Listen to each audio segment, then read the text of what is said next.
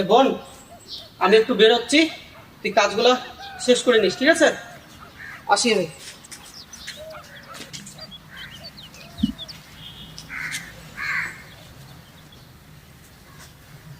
তোমার দাদা চলে গেছে? মা তুমি কখন এলে? এই তো তোমার দাদা গেল, আমি আসলাম। এই তোমার দাদাকে বলো না যেন। ঠিক আছে, চলো ওখানে বসে গল্প করি। চলো।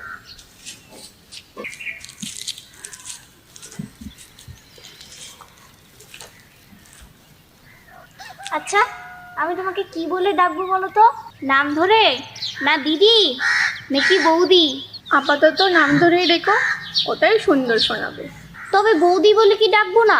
তোমার দাদা আগে আমাকে বিয়ে করুক, তারপর নয়তো আমাকে বৌদি বলে ডেকো। করবে করবে, আমি আছি না। করবে না মানে ওর ঘাড় করবে।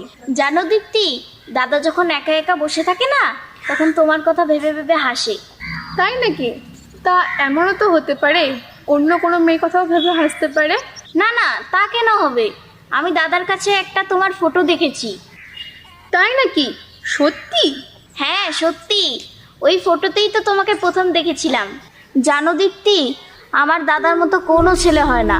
আমার দাদা না খুব ভালো, ওর মতো ছেলে হয়তো আর নেই। ও আমার খুশির জন্য সব করতে পারে। আমার দাদাকে যে পাবে সে খুব সুখী হবে। এর জন্যই তো আমি তোমার দাদাকে এতটা ভালোবাসি। বাহ, তোমার এই কুর্তিটা তো খুব সুন্দর। কোথা থেকে কিনেছো? কেন, তোমার খুব পছন্দ হয়েছে? হ্যাঁ। এ কি, তুমি এখানে কেন এসেছো?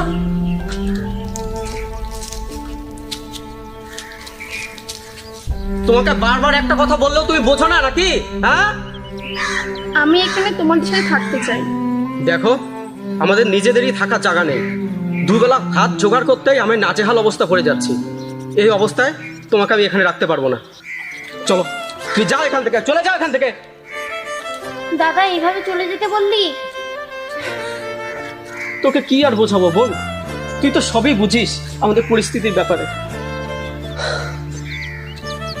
শুধু শুধু আমি ওকে কষ্ট দিতে পারবো না রে বোন, পারবো না।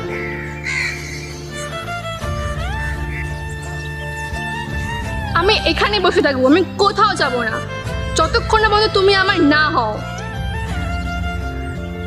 এই বোন, চল ঘরে চল।